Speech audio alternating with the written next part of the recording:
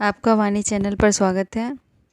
चलिए फिर हम अपनी अध्ययन श्रृंखला को आगे बढ़ाते हैं और पढ़ते हैं जीके, स्टैटिक जीके। आपने प्रमुख व्यक्तियों के लोकप्रिय नाम का पार्ट 1 देखा होगा। अगर आप नहीं देखे हों तो आपको डिस्क्रिप्शन में लिंक मिल जाएगी, आप देख लीजिए। फिर आज उसका हम पार्ट 2 देख लेते हैं। तो हमने आपको भारत कोकिला तक बताया था। हम नेक्स्ट देखते हैं स्वर कोकिला। स्वर कोकिला किसे कहते हैं? लता मंगेशकर को। आपको पता है कि सबसे अच्छा गाना आज तक कोई अगर गाता है तो उनको इसके लिए बहुत अवार्ड मिला है। तो वो लता मंगेशकर हैं। बहुत ही सुरीला, बहुत ही मधुर गाना गाती हैं। नेक्स्ट हम देखते हैं उड़न परी। उड़न परी किसे कहा जाता है? पीटी ऊषा को। पीटी ऊषा को उड़न परी कहा जाता है। फिर हम देखते हैं निर्मल हृदय। निर्मल हृदय किसे कहा जाएगा? मदर टेरेसा को। मदर टेरेसा, आपको पता है कि मदर टेरेसा जो काम करके गई हैं वो करना बड़ा मुश्किल है। वो नन बन गई थी, अपना घर परिवार सब छोड़ के वो केवल लोगों की सेवा करती थी। और लोगों का जो कोई किसी को छूने के लिए तैयार नहीं रहता था, ऐसे लोगों की वो साफ़ सफाई, सेवा, दवाई, ये सब करती थी, इसलिए उन्हें निर्मल हृदय कहा जाता था। फिर हम नेक्स्ट देखते हैं विश्व कवि। विश्व कवि किसे कहा जाता है? रविंद्रनाथ ठाकुर। अब रविंद्रनाथ ठाकुर से आप कंफ्यूज मत होइएगा, रविंद्रनाथ टैगोर को ही रविंद्रनाथ ठाकुर कहा जाता है। वो भी कविताएं, नाटक, उपन्यास, कहानियाँ, रविंद्रनाथ ठाकुर ने बहुत कुछ लिखा है। और कवि गुरु भी रविंद्रनाथ ठाकुर को ही कहा जाता है, मतलब रविंद्रनाथ टैगोर को। और उन्हें भारतीय साहित्य का नोबेल पुरस्कार भी मिला है। किसे मिला है भाई? रविंद्रनाथ टैगोर को भारतीय साहित्य का नोबेल पुरस्कार। और इन्होंने अपने राष्ट्रगान की रचना की, जनगण मन की। और इन्होंने हमार सोनार बांग्लादेश का भी जो राष्ट्रगान है इन्होंने ही लिखा था। अब फिर हम नेक्स्ट देखते हैं सरदार। सरदार, आपको पता है कि वल्लभ भाई पटेल को कहते हैं। बारदोली में जब आंदोलन चल रहा था कर को लेके, टैक्स का कुछ मामला था, तो इन्होंने टैक्स कम करवाया था। तो वहाँ की औरतों ने खुश होकर उन्हें सरदार बोलने लगी। तो नेक्स्ट देखते हैं तोताए हिंद। तोता हिंद कौन था? अमीर खुसरो। अमीर खुसरो की भी बहुत सी रचनाएं हैं। और वो इसलिए वो इतनी ज़्यादा भारतीय भाषाओं में भी लिखा है, अनुवाद भी किया है, और बहुत सारी रचनाएं भारत के ऊपर लिखा है, तो इसलिए उसे तोता ही हिंद कहा जाता था। नेक्स्ट हम देखते हैं बाबूजी। बाबूजी किसे कहा जाता था? जगजीवन राम को। ठीक। अब आप देखो, बापू किसे कहा जाता था? महात्मा गांधी को। और बाबूजी किसे कहा जाता है? जगजीवन राम को। अब देखो, मैं एक बात बताऊं, मेरे जो पिताजी हैं ना, उन्हें मैं बाबूजी ही बोलती हूँ, बाबू बोलती हूँ। तो मेरा जीवन क्या है, मैं उनसे बात करती हूँ, उन्हें एनर्जी लगता है, मेरा जीवन ही लगता है उन्हीं से है ना। तो बाबूजी जब होंगे तभी जीवन होगा ना, बाबू होंगे, माँ होंगी, तभी जीवन होगा। तो बाबूजी से आप याद रखो कि जग जीवन राम।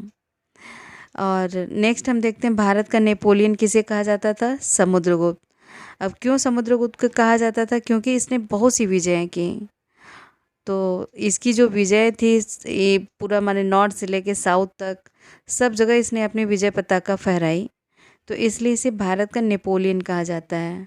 अब भारत का मैकियावेली किसे कहा जाता है? चाणक्य को। किसे कहा जाता है? चाणक्य को। हरियाणा हरिकेन किसे कहा जाता है? कपिल देव को। अब आप सोचो, कपिल देव कहाँ के? हरियाणा के। और हरियाणा के हरिकेन क्या मतलब क्या हुआ? तूफान। कपिल देव जब खेलते थे तो समझो तूफान ही आ जाता था। तो कपिल देव के समय में ही भारत ने पहली बार जीता था विश्व कप क्रिकेट में। तो हरियाणा के हरिकेन कौन हुए भाई? कपिल देव ही होंगे। अब लिटिल मास्टर किसे कहा जाता है? सुनील गावस्कर को। अब नेक्स्ट हम देखते हैं हॉकी के जादूगर। हॉकी के जादूगर किसे कहा जाएगा? ध्यानचंद। इनके ऊपर पुरस्कार भी वितरण होता है, ध्यानचंद पुरस्कार दिया जाता है। अब नेक्स्ट हम देखते हैं फ्यूहरर। फ्यूहरर किसे कहा जाता है? एडोल्फ हिटलर को।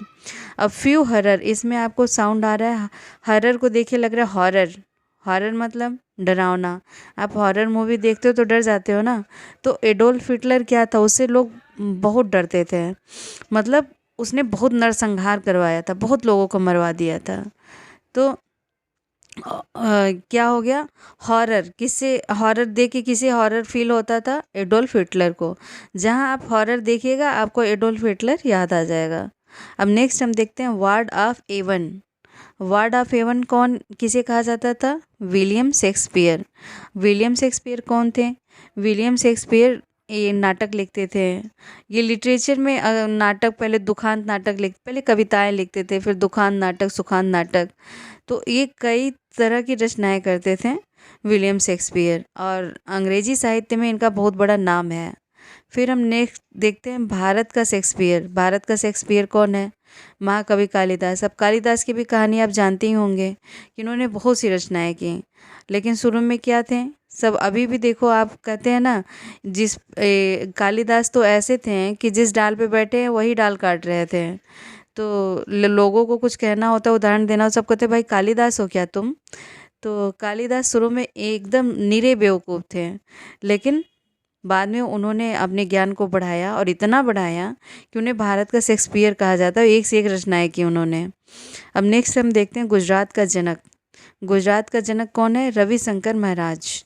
गुजरात का जनक कौन है, रविशंकर महाराज। आप देखो कि सोमेश्वर मंदिर कहाँ पे है, गुजरात में ही है। तो शंकर जी का मंदिर कहाँ है, गुजरात में। तो आप इसे याद कर सकते हो कि गुजरात का जनक रविशंकर महाराज जी हैं। अब भारत इतिहास के नृप निर्माता कौन है, भारतीय इतिहास के नृप निर्माता किसे कहा जाता है, सैयद बंधुओं को। ये लेटर मुगल पीरियड में इन्होंने 3-4 राजाओं को बनाया अपने दम पे, मतलब इनका अपना एक गुट होता था जिसे सैयद बंधु कहा जाता था, और इन्होंने कई राजाओं को बनाया। 2 उसमें छोटे छोटे बच्चे भी थे, रफ़ी उद दरजात और रफ़ी उद दौला, और 1-2 और थे। बाद में इनका इतना वर्चस्व बढ़ गया कि इन्हें फिर राजाओं ने इन्हें मरवा दिया, क्योंकि ये जो कहते थे राजाओं को वही करना पड़ता था। तो भारतीय इतिहास के नृप निर्माता कौन जाने जाते हैं, सैयद बंधु। नेक्स्ट हम देखते हैं महात्मा गांधी के 5वें पुत्र। महात्मा गांधी के 4 पुत्र थे। अब आप सोच रहे हो कि 5वां पुत्र कौन हुआ, तो इनके जो 4 पुत्र थे उनके पहले आप नाम जान लो। महात्मा गांधी के 4 पुत्र थे हरिलाल, रामदास, देवदास, मणिलाल। लेकिन इनके 5वां पुत्र इन्हें किसे कहा जाता था, जमनालाल बजाज को। जमनालाल बजाज इनके बहुत बड़े मित्र थे। ये जो भी आंदोलन करते, जो भी राय देते, वो सब चीज़ में सबसे बढ़ चढ़ के हिस्सा लेते, आगे रहते कि हाँ आप जो भी करो मैं आपके साथ हूँ, जहाँ भी होता जितना मदद बन सकता सब करते थे। तो इसलिए इन्हें महात्मा गांधी का 5वां पुत्र कहा जाता था। किसे कहा जाता था, जमनालाल बजाज। अब गांधी के लाल थे, अब आप समझ लो जमनालाल बजाज गांधी के 5वें लाल थे। ठीक, अब नेक्स्ट हम देखते हैं लिटिल कारपोरल। लिटिल कारपोरल किसे कहा जाता है, नेपोलियन बोनापार्ट को। अब नेक्स्ट हम देखते हैं ब्लैक गांधी। ब्लैक गांधी किसे कहा जाता है, मार्टिन लूथर किंग को। अब देखते हैं मार्टिन लूथर किंग कौन थे। ये जूनियर अमेरिका के पादरी थे। जो मार्टिन लूथर किंग थे जूनियर अमेरिका के पादरी थे, और अफ्रीकी अमेरिकन नागरिक अधिकारों के लिए इन्होंने बहुत संघर्ष किया, और उन्हें अमेरिका का गांधी भी कहा जाता है। मार्टिन लूथर किंग को अमेरिका का गांधी कहा जाता है। अब आप देखिए कि जिसे जो गांधी के पदचिन्हों पे चलेगा वो कुछ अनोखा करेगा और उसे संसार में सम्मान प्राप्त होगा। तो मार्टिन लूथर किंग जो थे ना, गांधी की पदचिन्हों पे चले, इसलिए इन्हें अमेरिका का गांधी कहा जाता था। फादर ऑफ इंग्लिश पोइट्री कौन था, जियोफ्री चासर। अब आप सोचो कि फादर, इसे हम कैसे याद करें, फादर ऑफ इंग्लिश पोइट्री। जैसे अब देखो इनका नाम क्या है, जियोफ्री चासर। तो जैसे ही फ्री हुआ उसने चांस मारा, पोइट्री लिख दी। ठीक है, फादर ऑफ इंग्लिश पोइट्री हम कैसे याद रखेंगे कि फादर जैसे ही फ्री हुए उन्होंने चांस मारा और पोइट्री लिख दी। तो फादर ऑफ इंग्लिश पोइट्री कौन है, जियोफ्री चासर। और मेड ऑफ ओलियंस किसे कहा जाता है, जॉन ऑफ आर्क को। मेड ऑफ ओलियंस किसे कहा जाता है, जॉन ऑफ आर्क को। तो आप ओलियन से आप देखो, ओलिव की शाखाएं ले लो, होती है ना। अब आर्क, यहाँ ओलियंस जब भी आप देखना उसे ओलिव की शाखाएं से मैच करना, और उसका अर्क निकाला किसने, जॉन ने। तो मेड ऑफ ओलियंस किससे बना था भाई, ऑलिव से बना था, और किसने बनाया, जॉन ने उसका अर्क निकाल के बनाया। ठीक है, तो इसे हम याद फिर से एक बार बोलती हूँ कि मेड ऑफ ओलियंस, किसे बना था? ओलिव की शाखाएं से। और किसने बनाया? जान ने उसका अर्क निकाल के बनाया। ठीक, जान ऑफ अर्क। नेक्स्ट हम देखते हैं लाल बाल पाल। ये तीनों भारतीय इतिहास में बहुत महत्वपूर्ण रहे हैं। स्वतंत्रता आंदोलन में इनका बहुत महत्वपूर्ण योगदान रहा है। अब लाल बाल पाल, इनका नाम क्या था? लाल से हुए लाला लाजपत राय, बाल से हुए बाल गंगाधर तिलक, और पाल से हुए बिपिन चंद्र पाल। तो मैं उम्मीद करती हूँ कि आपको पसंद आया होगा और आपको अच्छा लगा होगा, आपको हेल्प भी मिलेगी। अगर आपको पसंद आए तो प्लीज़ आप लाइक शेयर सब्सक्राइब करना ना भूलें। धन्यवाद।